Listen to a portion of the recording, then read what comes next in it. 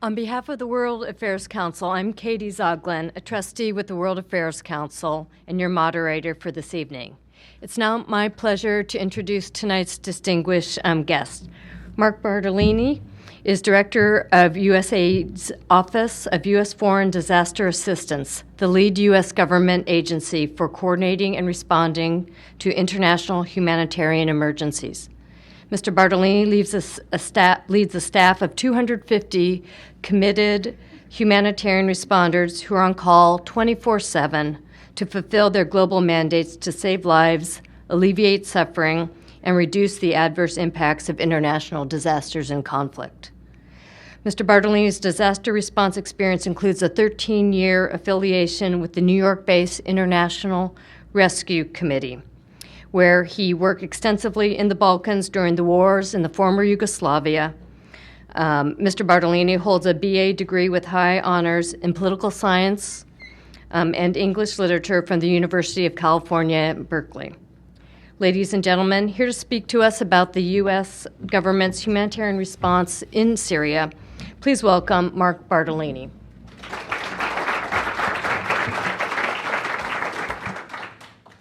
Well, thank you, everyone, and thank you, Jerome, and thank you, Katie. And let me just start by saying that as a Bay Area native, very pleased to be back here. And I want to thank the World Affairs Council, Jane Wales, and all of her staff for the tremendous work they do bringing really important issues here to the Bay Area. It's truly a local treasure, so thanks so much to you all for having this forum.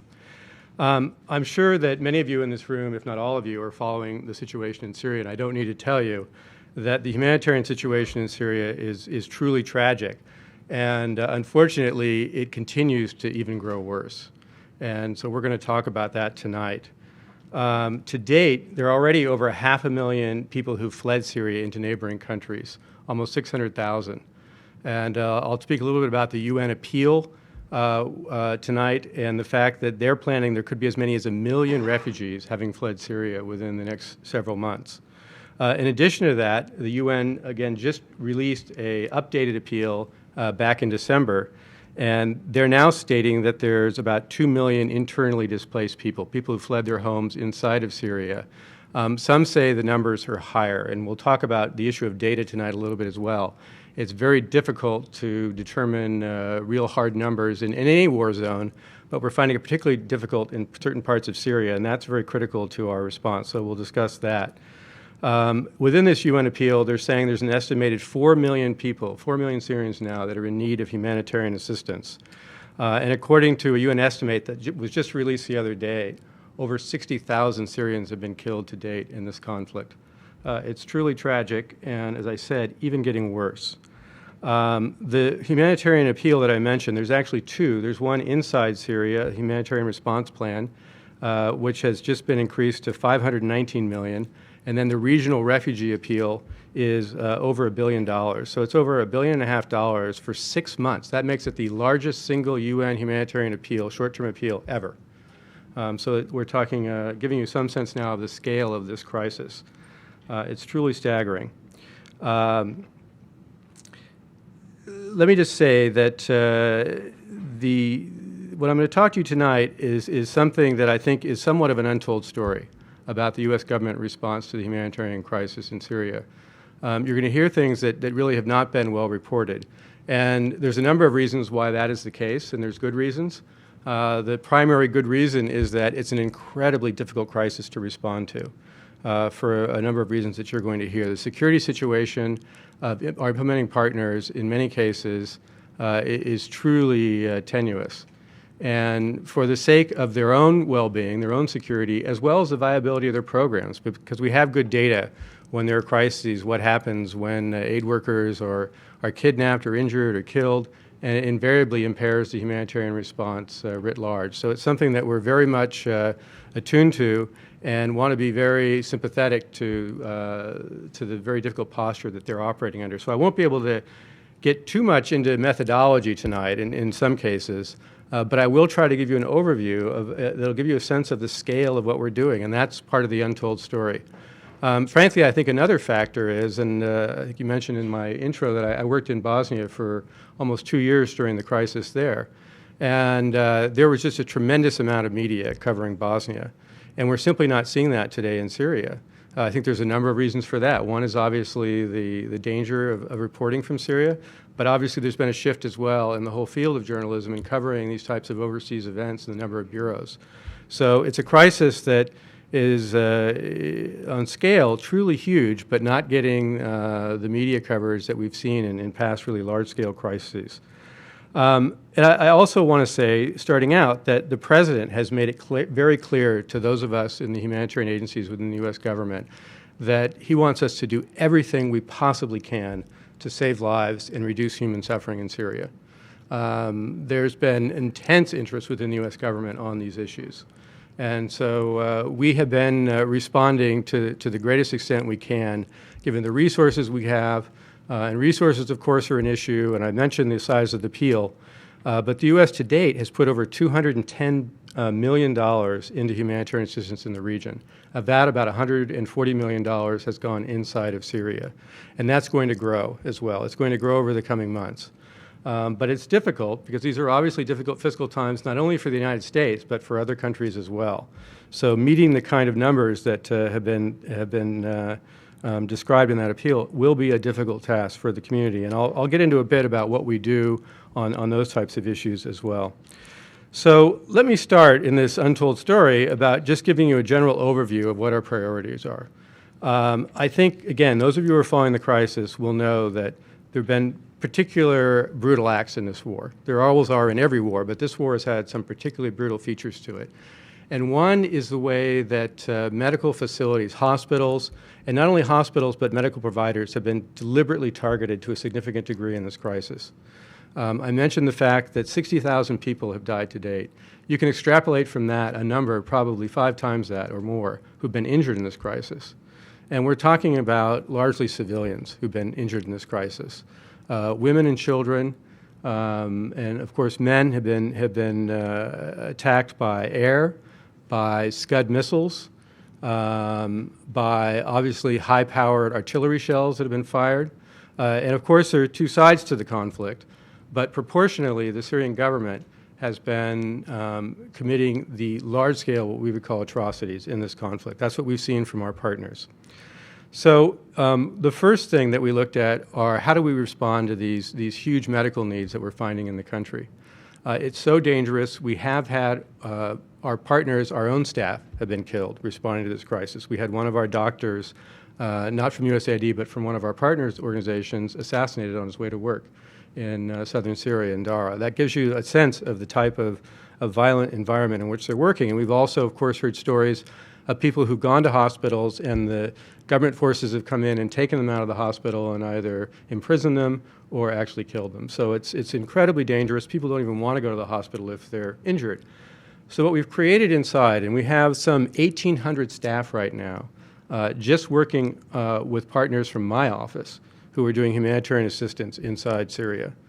And they've created a network of field hospitals, of underground warehouses. One of the problems has been with all this violence that doctors have either fled or been killed, so there's a huge shortage of medical personnel. So we've gone and we've trained over 3,100 personnel in providing medical assistance. Now, it's everything from very basic first aid to over 500 medical personnel who already had significant skills, training them on much more sophisticated sort of triage surgery. And we're providing supplies. And the types of supplies are everything from surgical kits, surgical beds, to more sophisticated things like mobile x-ray machines. We've set up mobile medical clinics so that we can quickly move around the country and be as discreet as possible.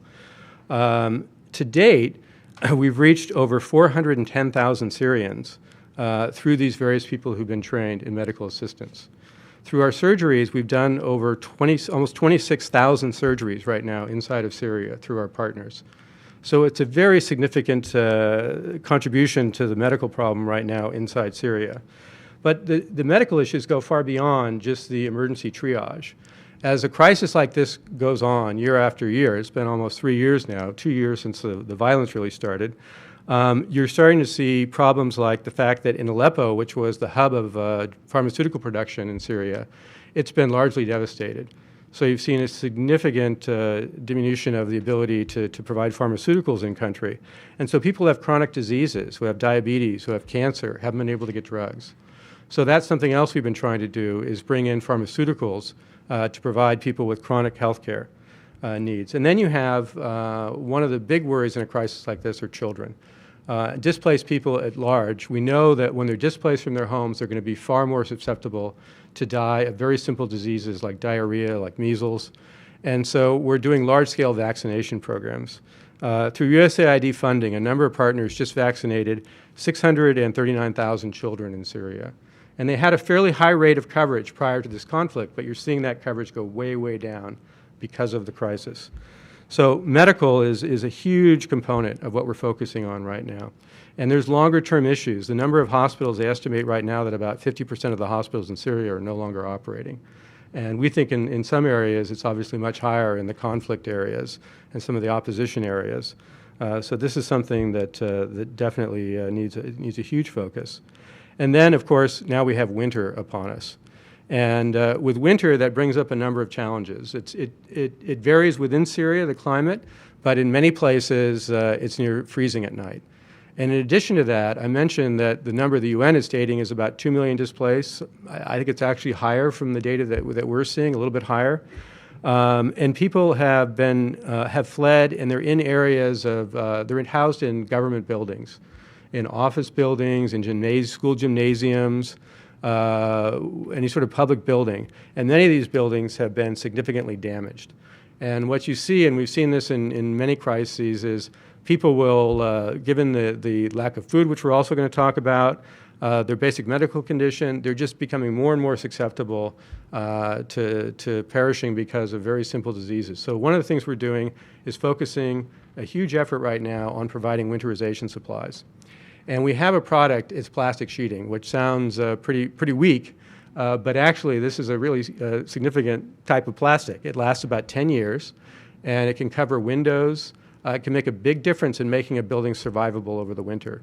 And with that plastic sheeting, we're providing thermal blankets, we're providing certain specialized types of mattresses to keep people off the ground, clothing, especially for children, sometimes heating sources for some of these public buildings, wood stoves or some sorts of fuel stoves, but ways to just get people through the winter. Right now, we've reached about 500,000 people with winterization supplies inside Syria, and we're looking to do another 350,000 by the end of this month. And so winterization is a huge push for us right now. And then, the other issue that you often hear about is food.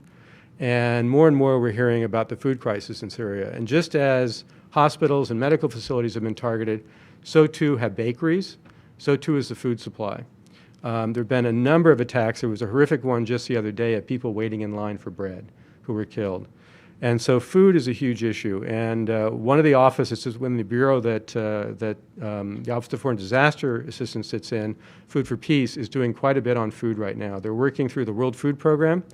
There's an office in the State Department that works with refugees and internally displaced people, population, refugees, and migration.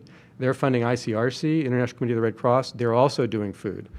And we're also now, because the situation is so dire, bringing in other partners that normally aren't doing food to try to deal with what we see as an acute shortage of wheat, especially in some of the opposition and conflict areas. So food is certainly a huge priority. But I will say that we have good data in a number of crises that, and this isn't in any way to diminish the fact that right now there are people in Syria that are scared, they're hungry, and their lives have just been completely changed, and they're wondering where their next meal is from. And it wouldn't surprise me to find out that people are being lost because of food, but predominantly you're going to see people dying of disease.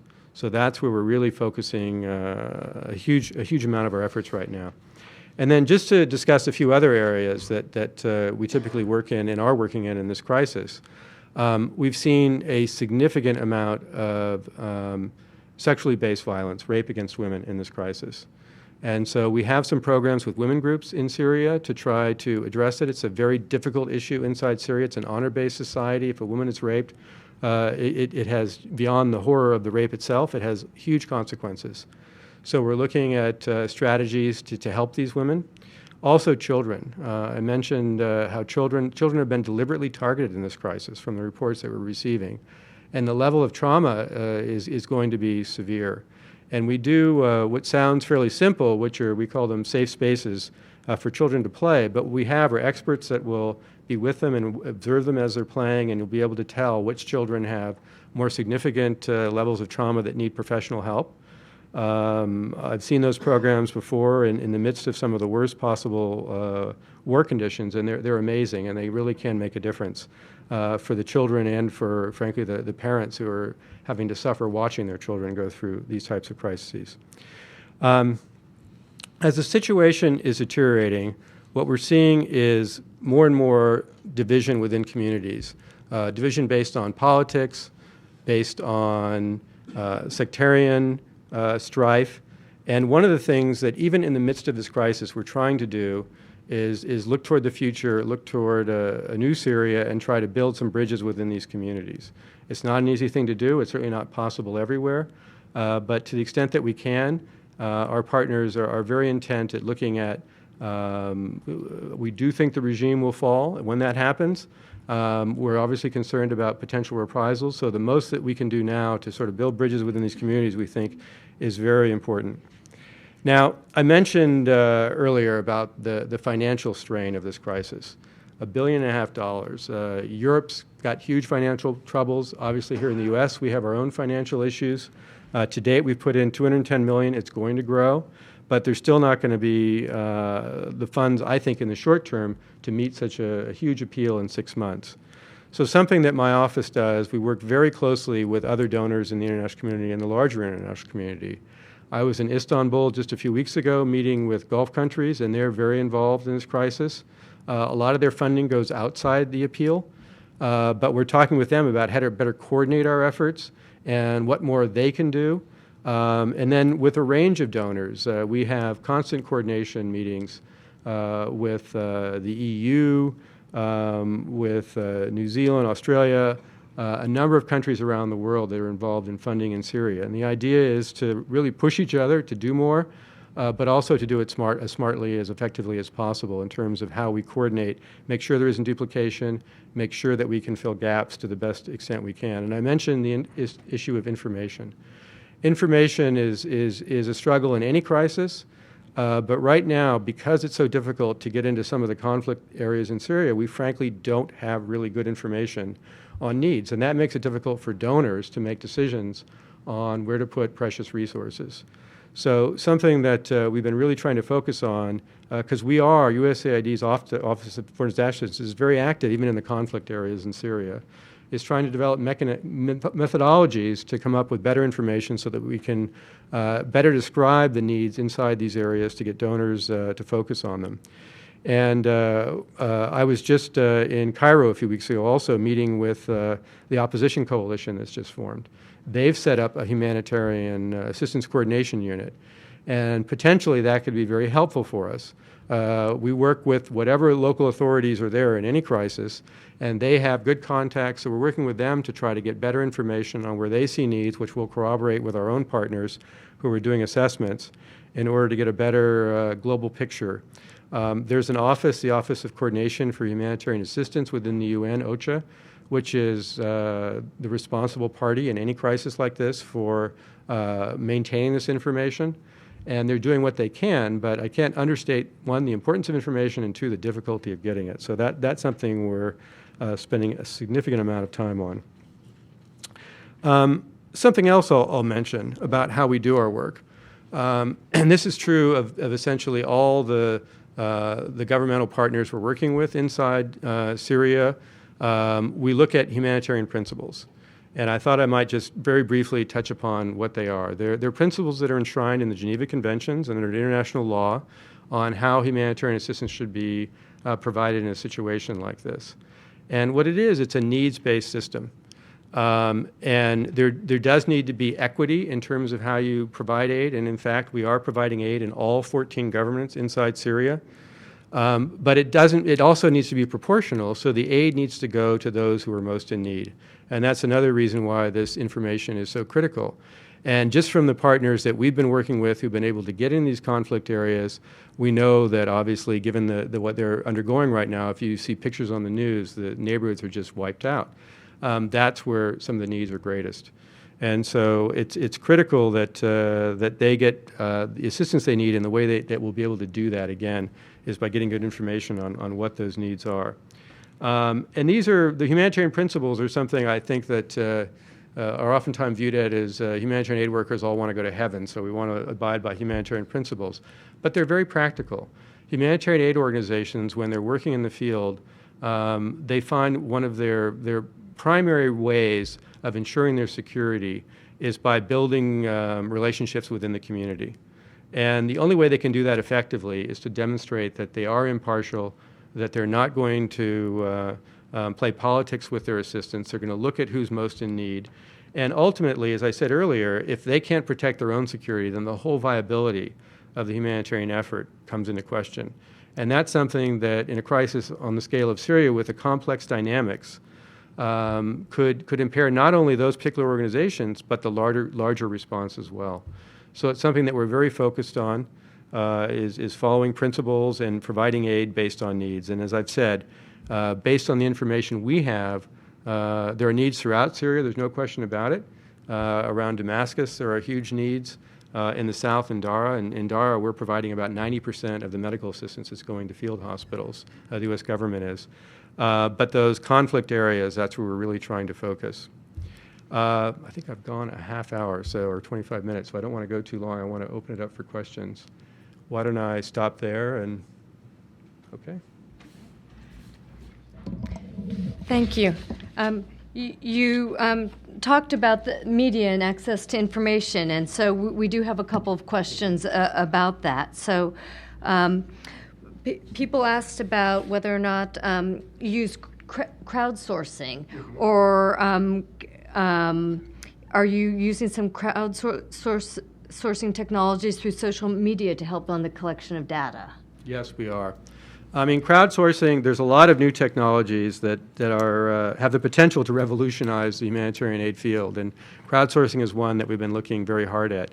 And while we are using it, you have to be cognizant of it has some downsides as well, because they're not professionals usually who are getting this information, and sometimes you can spend as much time chasing down various things that come in through crowdsourcing efforts. So we're using it, but we're trying to use it in as effective as a way as possible. And I would think over time that crowdsourcing will start collecting people in countries that we do some training with that'll make it far more effective when there's a crisis. And we're actually already doing that in Latin America with some of our partners.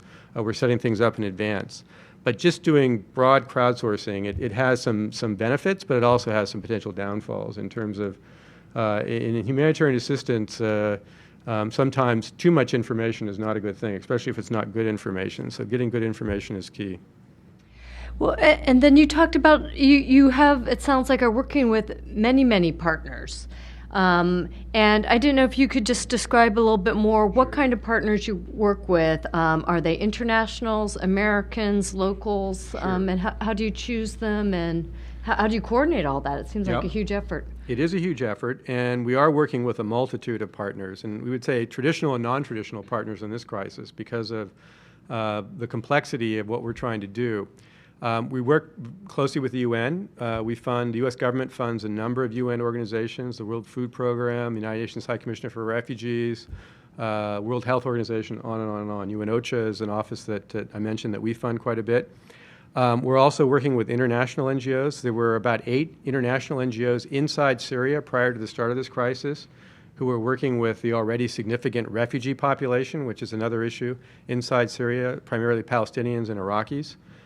They've been struggling quite a bit in this crisis, and we're working closely with them, funding them. And then in any crisis, you'll find that among the non-governmental organizations, the international non-governmental organizations, probably 95% of their staff, sometimes higher, 98%, will be nationals of the country we're operating in. And that's the case in Syria. The predominant, I mentioned the 1,800 staff, predominantly they're Syrian staff. They're not all Syrian, but predominantly they're Syrian. And one sort of unique feature in this crisis, and let me back up, these international NGOs, they'll subgrant to these local partners. And Syria had a very rich number of non-governmental organizations. And an interesting feature of this crisis is the number of U.S.-based diaspora groups that had long-standing programs in Syria. And we're working very closely with the diaspora in this crisis. There are a number of organizations that are doing really heroic work that we're working with. So it is a multitude of actors in order to get such a complex program run.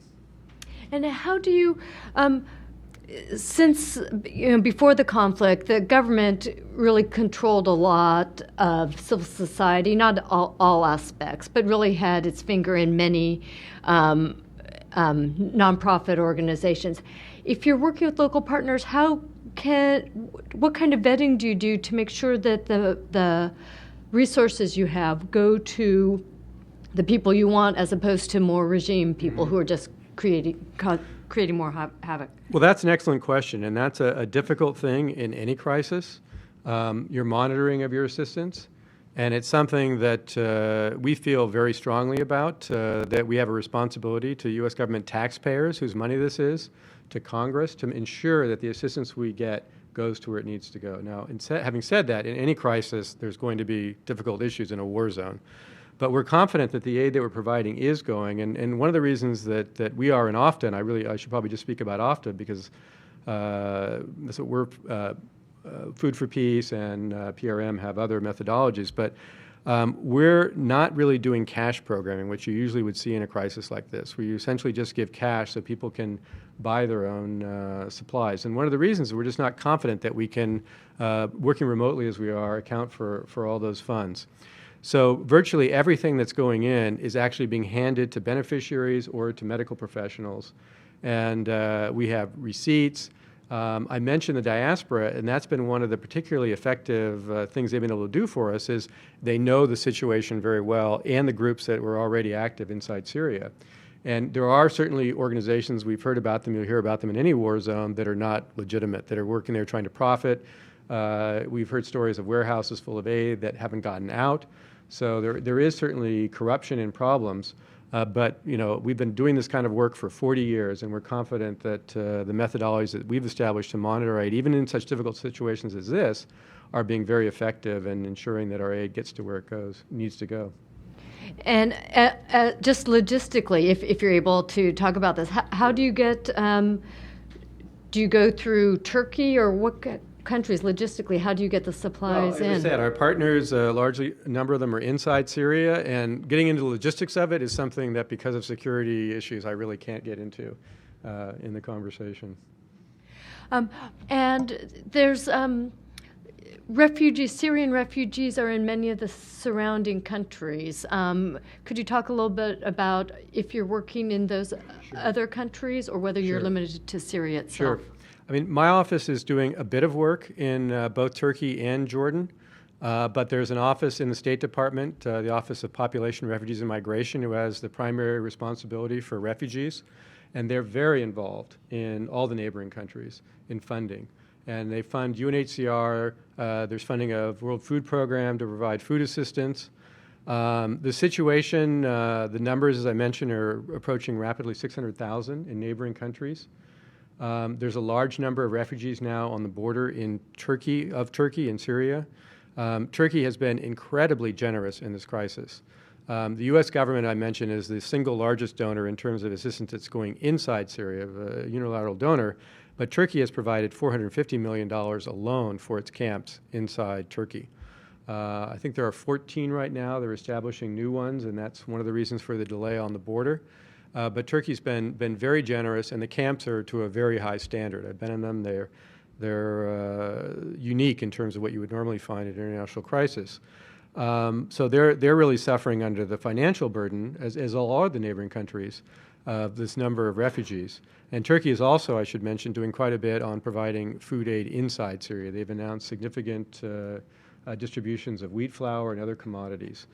And then in Jordan, a similar situation with, at least in terms of the numbers of refugees. Jordan has even a higher population of refugees than Turkey. And they're struggling. There's a camp called Zatri, which has primarily refugees from the Dara region. It's a difficult place to frankly be, but Jordan is doing the best it can. It also has a huge number, and Turkey has a number as well, of people that aren't officially refugees. They've come in and they're living with host families. And so that's something as well that we try to accommodate. And in addition to refugees who are fleeing, you're getting a lot of refugees who are fleeing who are wounded. And so we are doing some medical assistance as well inside these countries for people who are coming across wounded, which is an additional burden for the country. And of course, Lebanon also has a huge number of refugees that have come in, and Iraq has had, and you're also seeing refugees now spreading out. Egypt has a growing population as well of Syrian refugees. And as these populations grow, these countries, some of them financially and politically, there are huge, huge potential ramifications. So the fear of destabilizing the region is certainly one that we're very cognizant of and looking at. And obviously there's unknown factors of things that could happen that could propel the crisis even potentially worse. So these are the kind of things that we're working on. In addition to planning, the U.S. government does a lot of planning, and of course we're looking at the day after. When the regime does fall, what then? And there's so many issues to potentially be dealt with there, and there's tremendous effort within the U.S. government of trying to prepare for those eventualities. And along the concept of refugees, in Syria there were a good number of Iraqi refugees, weren't there? So do you know what's happened to them? Are they staying, fleeing everywhere? Somewhere in the neighborhood of, I think it's about 67,000 Iraqi refugees today in Syria, which is well down from, I think at one point it was over 1 million refugees during the Iraq war. Many have stayed, but some have fled. And they've fled up into areas of Iraq, in northern Iraq, many of them that are very difficult to access. And they're very cold areas. It snows up in those areas, so there's quite a bit of concern about the conditions of some of those refugees. And the border in Iraq has been had periodic permeability. Let me put it that way. You have people that can cross anytime, basically, no matter where it is. But in terms of a formal opening, it's been sporadic into Iraq. And is the U.S. government also working to provide some support to the Iraqi refugees who were in Syria who have had to leave? There is some support, absolutely. The U.S. government still has ongoing programs in Iraq on other fronts, and to the extent that we can, we're also providing support for people that are coming in.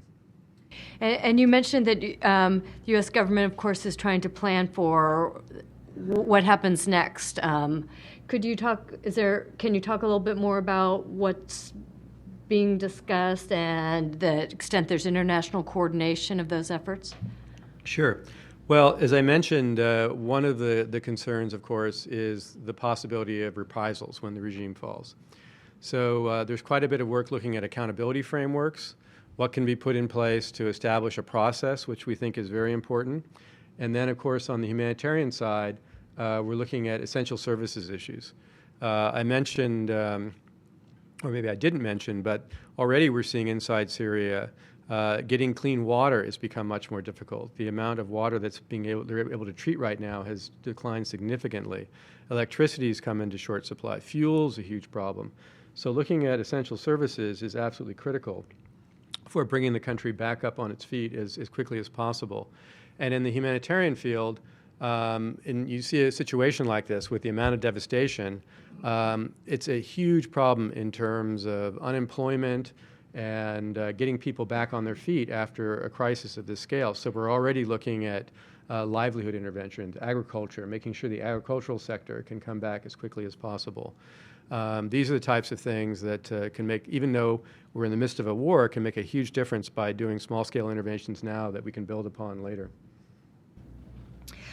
One person in the audience wanted to know whether or not religion has played any role in the kind of work you're doing. Have you seen an impact of religion when you... Well, I think I mentioned that you are seeing more and more of a divide along sectarian lines. And obviously you have the Alawi, you have the Sunni and the Christian issues. It varies depending on where you are in the country, frankly. I mentioned that we are having some success in some areas, working with our partners to try to build bridges within these communities, but there's no question, the longer the war drags on, you're seeing more and more divide along these lines. And it's frightening for people. I think it makes it all the more difficult to resolve the conflict the longer it goes on. But it is certainly a feature of the war.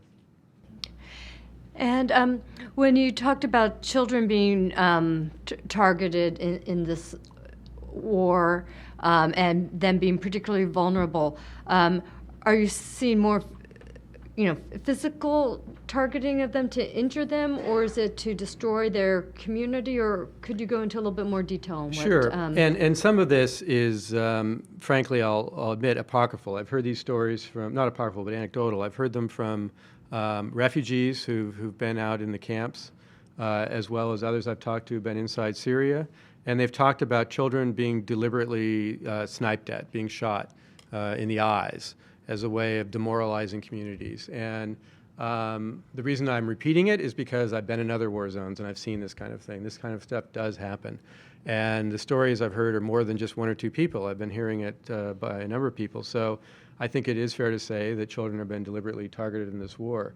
And certainly they've been a victim of, I mentioned the high explosive shells that have been fired from both mortars, but also bombs dropped from the sky. And you can go on YouTube and see just horrific scenes of children who've been maimed in these kinds of attacks. And I'll tell you, one of the interesting things about this crisis and horrifying aspects of it, you were talking about crowdsourcing and high technology. When I was in the camps in Turkey, something that I'd never seen in a crisis, these days, whether you're in Somalia or Syria, everybody has a cell phone. And they also seem to have access to YouTube. And so here they are, just miles away from their family members, and they're watching these horrific videos. So I think it's all the harder for people who are in these displaced settings to have that kind of access and to see so visibly the horrors that are going on inside. And I mean, there's many trouble spots throughout the world. Could you, one member of the audience wanted to know how the United States government prioritizes how it handles humanitarian aid given all the crises throughout the world. Well, that's an excellent question, and it's true. I mean, as horrific as the situation is in Syria, and it certainly is, we have a situation right now in the Sahel where we've been responding to a drought last year. And annually in the Sahel, about 300,000 children die before the age of 5 due to various factors around malnutrition and disease. And that's something that we're trying to make a real dent in. If you look at the budget of my office, a large proportion of that budget goes to East and Central Africa, to Ethiopia, to Somalia, to Sudan, Democratic Republic of Congo, huge humanitarian needs in all those countries. And the numbers perishing there are every bit as high, and in many cases higher, than what we're seeing in Syria. So we certainly can't abandon that. And it's a question of triage. My office puts together a response fund every year in order to respond to crises as they come up. And to the extent that we can kind of pull money from some crises. We have some authorities to get other funding within the U.S. government. But funding is definitely more difficult these days, as I'm sure everyone's aware. So it's a real challenge, and especially when you have something that is on the likes of Syria that continues to grow. We just don't know where it's going to go. And you see this appeal that's just come out. That's a huge challenge for us. But it's one of those things that we sit down with. I mentioned all the coordination we try to do at an international level with other governments. We'll sit down with them, and we sat down with Europeans and have them really focus on certain aspects of the crisis in the Sahel. We're focusing on more aspects in Somalia and try to divvy things up a bit that way and try to be strategic about it. But this is an ongoing issue, especially with the issues of climate change, population growth. We're going to see more and more of these kinds of challenges, and we're looking at strategies of building resilience in communities, to kind of break free of some of these chronic crises. We do a lot of disaster risk reduction within my office, and the evidence base there is quite good that by spending a few dollars today, you can save quite a bit of money on the back end and make crises mitigate the scale of them for natural disasters. So that's something that we're trying to be more responsive to marshal our resources.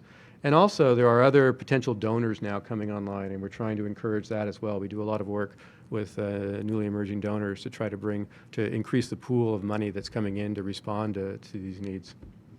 And is there any way you can sort of rate how Syria ranks on your your scale or importance relative to Well, other to be honest, I think it's countries? the number one crisis right now. And the reason for that is that it has huge potential ramifications regionally, and it could get much worse. And so to the extent that we can try to mitigate that, it will be an effort well done, both in terms of saving lives, but also in saving a wider regional crisis. And I do want to make clear, I mentioned that the U.S. government is doing a lot on humanitarian assistance. We really are. But I certainly don't want to give the impression that that is meeting all the needs. It's not. Nor is it a solution to the kind of violence that we're seeing in Syria today. But people will be alive, I can assure you, years from now that wouldn't be had this humanitarian effort, not just on the part of the U.S. government, but other actors taken place. So there's a lot of frustration in the Syrian American community, which I fully understand and appreciate. But from the humanitarian side, we're doing what we can. We wish we could do more. We're trying to do more, but it's very difficult. And can you characterize how, if at all, the humanitarian efforts on behalf of by the U.S. government differ from, for example, when you worked in the Balkans, or perhaps how U.S. involvement in Libya? Can you compare those situations? Sure. Well, I think in terms of the Balkans, I mentioned the fact that the Balkans had just tons of journalists everywhere. And I think what you saw there was a huge outpouring on the part of international community, private individuals included, that contributed to that crisis. And you're not seeing those kinds of donations for Syria today, even though it's growing in scale, certainly to be a Bosnia-level crisis. But you're not seeing the outpouring of support that we saw during that crisis. Well, with respect to Libya, there's a very fundamental difference, and that is there's a lack of international consensus on how to resolve the crisis. And you had UN resolutions in Libya, which gave us a very clear path forward, and they simply don't exist in Syria. And I know there's a lot of people that have a lot of ideas on what needs to be done. There's no easy answer, I'm convinced, having listened to experts on all sides that are involved in what potential options might be out there. Of course, we want to ensure that this stops as quickly as possible, the violence ends, and that people can live in harmony in Syria, but it's just a very, very complex crisis. And what you've already mentioned a number of countries that are providing humanitarian aid. Is Saudi Arabia providing any? One person in the audience wanted to know, is Russia providing aid to civilians? Russia is providing aid. They've provided contributions to the International Committee of the Red Cross, and they may have provided other aid as well, but they are providing assistance. Saudi Arabia, absolutely. I mentioned I was in Istanbul recently, and I was meeting with the Organization of Islamic Cooperation, which is an extremely large umbrella organization of Islamic countries. And Saudi Arabia, Qatar, many Gulf countries are very involved in providing assistance inside Syria. USAID signed a memorandum of understanding just about 8 months ago with the Organization of Islamic Cooperation as a way we can better share information, and as I mentioned, also work more collaboratively as donors. So they're very much a big player inside. Let's see. And I don't know if you're in a position to answer this, do you have any knowledge, is the United States going to provide asylum to Syrian refugees or increase the numbers that are allowed in this country? That is a question I should know, but I usually, when I'm giving a talk, I'm joined by my PRM colleague who isn't here today, so I hesitate to, that's all right. Kelly, where are you? And one person on the logistic end, how do local civilians know who's providing aid? How do they know where to get that? So this is an issue, and I think this is why it's so. Well, I mentioned this is an untold story because it's so dangerous. Typically, when the U.S. government is providing assistance, everything we send in virtually is branded. Even that plastic sheeting has big USAID, gift of the American people on the side of it, but it's simply too dangerous to do that right now in Syria.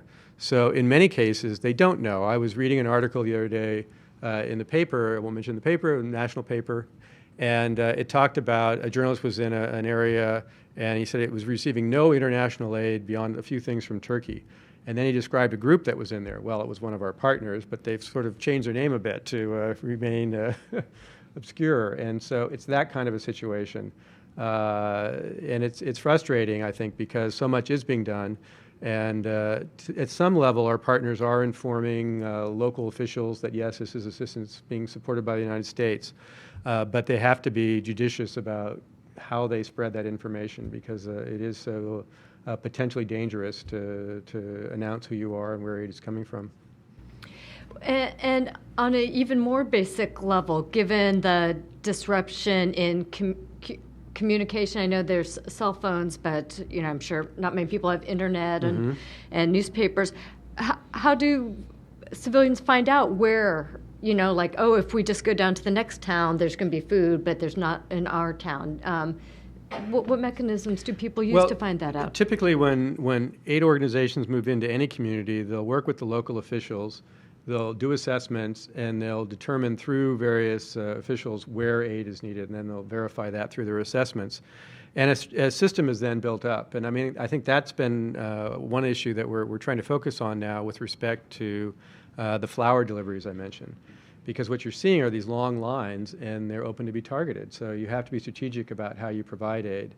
But it's not a situation where communities are traveling long distances when they hear about an aid delivery, because you just wouldn't hear right now. It's really going community by community and assessing those needs and trying to meet them. Can you go into any more detail about how conflict resolution at the community level has taken place, given the disruption in the national courts and things like that? Sure. Well, in terms of what we're doing, I can talk about what we're doing on the aid side. We have a number of partners. Some of them have various religious affiliations, and they're working within communities. And in many of these communities, there were excellent relations for decades or longer. And they're trying to point out that the situation is fluid. It will change. Today, they may be better off than their neighbor or not, and the importance of helping one another and how that will pay off in the long run. And it's a simple message like that that can really make a difference in terms of communities coming together. Now, again, I mentioned it's not obviously always possible in many of the worst hit areas, but in some areas that aren't quite at the level of conflict, as you're seeing on your TVs, it's still possible to build those kind of bridges within communities. And in many cases, we understand from our partners that people want to do that. It's not everyone has certainly bought into what's happening inside Syria. I think most people are appalled by the level of devastation. And, as I mentioned, while I think there's a preponderance of atrocities that have been committed by the government, there have been atrocities on all sides. And it's been something that people are very disturbed by, and they want to see peace come as quickly as possible. And given the extent of the devastation you've been discussing, are there any regions or parts where people can continue to live a normal life, or is the disruption pretty much No, there are certainly places that are better off than others, absolutely. But, I will say that virtually the entire country now has been affected by the war. I mean, there's no area that doesn't have some shortages or some challenges they face.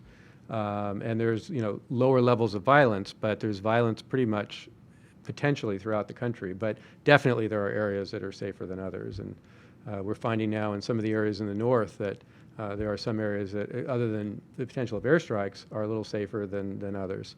So in any crisis, you'll find that. Even within a city, you'll find that certain neighborhoods are much safer than others, depending on, there may be certain populations they want to target in a neighborhood in a city. So it really matters a lot in a war zone where you're living. And just one more question about who else is providing aid. Some people in the audience want to know if Iran is providing aid, or China. Are they providing any humanitarian aid? I believe China has provided some, made some donations. Iran, I'm not sure about. Iran is certainly very active in Syria. Aid might be one of the things they're doing. Oh, a matter of definition. Yes. Huh? So, and another member of the audience wanted to know if there's studies that analyze the impact of humanitarian aid on post-conflict sectarian violence. Are you familiar with any literature on that or examples? Well, I think it goes to what I've been saying in that I think it's important to do it in as impartial a way as possible, because that is an area where you can get into trouble. And sometimes it happens because in war zones, aid is misappropriated and given out for favors or what have you. And that can create further conflict after a conflict actually ends in terms of tensions in communities. So I think to the extent that it can be given out based on needs as impartially as possible, and then also given in a way that supports larger community cohesion, that's absolutely critical. And could you talk a little bit more about the efforts, sort of like looking to the longer term related to gender-based violence, given that it is beyond just the violence, it also has a huge sociological impact given Syrian society? Well, it's a very difficult issue, and it's something that we're very sensitive in terms of how we try to address it, because Syria is an honor society, and there are families, if a family member has been raped, they'll essentially disown that member, or other terrible things could happen. So it's not a situation where you want to come in and ask a group of women, who's been sexually attacked. And so it has to be done very deferentially.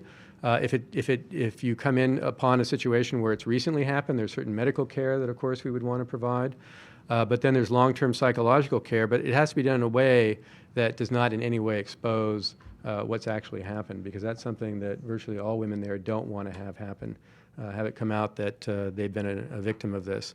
But it's something that sadly has become a feature in many wars, and Syria is absolutely no exception. We're seeing it to a significant degree right now inside. And I think our best strategy for working with it is working with local groups who know these women, know the communities well, know how to handle it, and that's who we're trying to empower right now with resources. How would you recommend someone who'd like to seek opportunities to support the humanitarian effort in Syria, just as a citizen? Sure. Well, there's actually an office that's within my office that looks at those issues, and we have messaging, and the messaging is cash is best. Because invariably you'll have the desire to send commodities, clothing, it's cold, and by the time, or drugs, and the time it gets over there, it costs so much more to get it in country that you would have been much better off sending cash. And pharmaceuticals are a particularly difficult one because they have an expiration date and they can be very expensive to dispose of. And frankly, most countries won't even allow them in because they find it so problematic. We have a full-time pharmacist on staff who actually arranges all these pharmaceutical purchases with the countries where we're purchasing pharmaceuticals, and works out a system to ensure that it's viable what we're sending in. But really, especially in an international crisis, cash is the way to go. And the office I mentioned is called CIDI, and it's www.cidi.org. And there'll be a range of information on that site about how to effectively respond to a crisis like this. There's also an umbrella organization in Washington called Interaction that has a number of non-governmental organizations that are doing work in Syria and in the region. And that would be another place to look if you want to just send a donation to an organization that's already operational there. And have you seen responses from the American people or European citizens to sort of rally to help the Syrian people? We have, but as I said, it's not, given the scale of this, it's not what we've seen in the past to something of this kind of a crisis. And I think in large part that's just been the difficulty of journalists getting in and reporting, and also that change in the journalism structure. And are there some lessons you've learned, some mistakes that perhaps occurred towards the beginning of the crisis, or lessons learned as you've gone through the Syrian crisis? Well, right off the top of my head, I can't say one, although I'm sure we've made our mistakes in this crisis. We will make new mistakes. We won't make the old ones. But there certainly are lessons learned in the community for responding in a war zone. And one of the things that we did early on is there was an opportunity. We could have done a lot more funding early on, and we didn't. And the reason we didn't is because we recognized that the main needs were in these conflict areas. So until such time as we could gain access into those areas, which we now have, we held back on our funding. And I think that was the right move to make in terms of, because resources are scarce. And I think you're seeing some other donors doing that still, and they're waiting for that data I mentioned before they pull the trigger and really start ramping up in these areas. And when you may not be able to respond to this, but when we talk about the long-term planning, is there a discussion of troops being also on the ground, even if there is a solution when Assad leaves, to have, if there's a diplomatic solution? Well, there certainly are discussions of that, of having some sort of peacekeeping force, and the U.S. military plans for everything. So any potential scenario that might happen, I expect has been planned for by now. I'm sure you've all read in the papers that there's a fear of the use of chemical weapons. And so that's something that my office is involved with as well. We have capacities within the humanitarian community, but that's a huge issue, obviously. And the military could play any number of roles. But certainly right now, I'm not aware, or there have been no decisions that I'm aware of, that there'd be any use of the U.S. military in Syria. But whether or not there's a peacekeeping force when the regime changes, that's something that's under active discussion at the UN. And what are the implications of the Syrian conflict on a country as fragile as Lebanon? Well, I think you're seeing... Well, it is, and I mentioned, the fear of this conflict expanding out. And Lebanon is certainly one of the most vulnerable places. You have significant sectarian divides within the government, within the population, and you've already seen violence related to the Syria crisis in Lebanon. So that's a huge fear, and it's something that the U.S. government and other governments are working very hard to try to mitigate. But that's a problem for not just Lebanon, but for other countries in the region, but in particular Lebanon, because of its makeup, is vulnerable.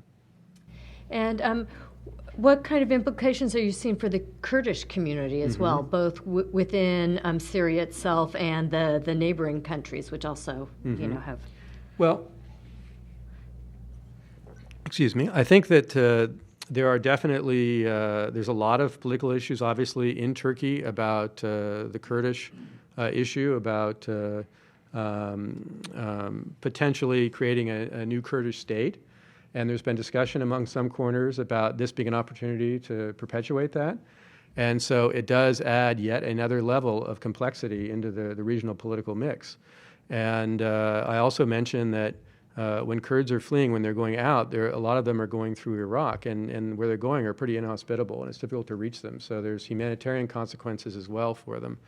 On the political side, it's something, there's a lot of dialogue going on about these issues, and essentially we're trying to ensure that all parties' needs are met, and to not in any way, or it's the best we can, to tamp down any potential conflicts arising from the regional implications of what's going on.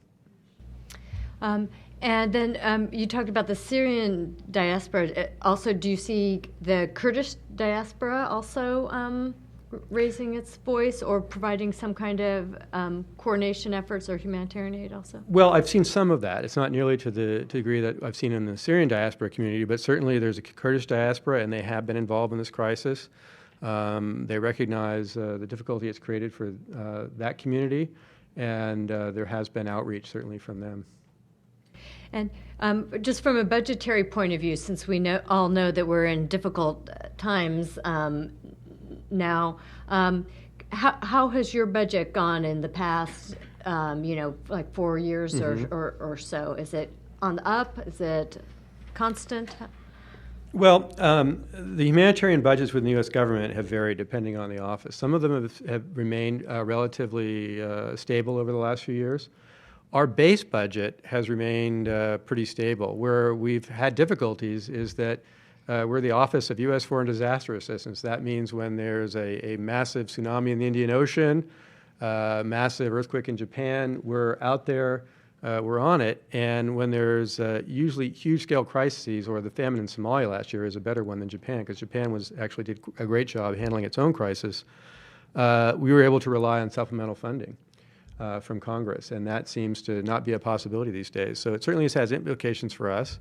But as I mentioned, we're being creative, and we do have a few other authorities, and we're working as hard as we can to meet the needs as best we can. And I'll say that within this, I mentioned all the coordination we do on the international side. There is sort of a ratio that's out there of how much various governments in crises. I mean, the U.S. government certainly can't be expected to fund every crisis at 100%, and any crisis at 100%, really, overseas. And so there are ratios, and we're urging our partners who are maybe not quite up to that ratio to get up there. But I think the U.S. is at the ratio, given the scale of this crisis right now, where we would be expected to be. I think we've been generous, and as I've hopefully demonstrated tonight, I think we're doing good work, allowing that the needs are huge and we're not meeting them all. One person wanted to know whether or not you've experienced some complications with the rebel groups, working around them or getting aid to areas. How do you I think negotiate that? It has been complicated, and not just for a number of humanitarian players inside. And there were a very disparate group of entities inside Syria that you had to negotiate with. And so we're hopeful that with the creation of the Syrian Opposition Coalition, that's going to coalesce into something that will be much more workable. And we think on the humanitarian assistance side, that's going to make us much more effective. And that's why I was out in Cairo meeting with them, trying to figure out how can we do that as quickly as possible. Because we need security, we need access for our staff, of our partners that are getting in there. And that's something that they're working hard to facilitate. And how is the Syrian Opposition Coalition working? Is it does it seem to be becoming more organized and? Well, it is, and they're very new, obviously, and but their instincts seem to be all good. I mean, the people I've met with and what they're trying to do, I've been very impressed. They want to create a Syria that works for all Syrians, and that's what the U.S. government wants to see. So it's very encouraging on that front. On the humanitarian assistance side, they've been really working hard. They've got a huge nut to crack here in terms of what needs to be done in a short amount of time. But the international community is trying to help them as much as possible get stood up. They are getting stood up. And as I said, I think they can really be helpful in terms of better addressing humanitarian needs. And are most of them now based in country, or they go between in country and out of country based on security issues? Well, I better not answer that one as well. All right. All right. Let's see. I think we can do one last question. All right. So this is sort of to draw in your other international experience. So what can you tell us about the long-term effects of the aid in places like Bosnia and Kosovo, and how are you applying some of those lessons to Syria? I know you've talked about that a little bit. Sure. But yeah. Well, I mean, I think one thing the community has become very much attuned to is that aid can have shortfalls as well as being positive, and we don't want to create dependency within communities.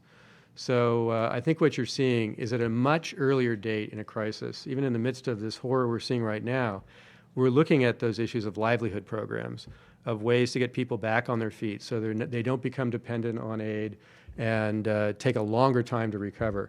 So I think early recovery program is critical, building resilience and looking to other disasters they might face. I mentioned the importance of building resilience, and Syria is prone to other problems as well. So looking at ways we can make them more resilient to other problems going forward.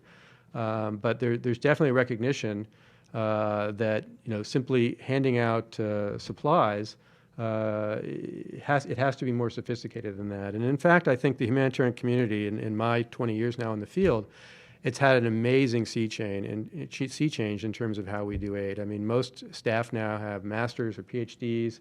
It's become a real profession. And we're certainly far from perfect, but given the complexity of the environments we work in, I think we're getting better and better. Thank you very much. That concludes our program for this evening. On behalf of the World Affairs Council, I ask you to join me in thanking Mark Bartolini for his excellent talk and discussion.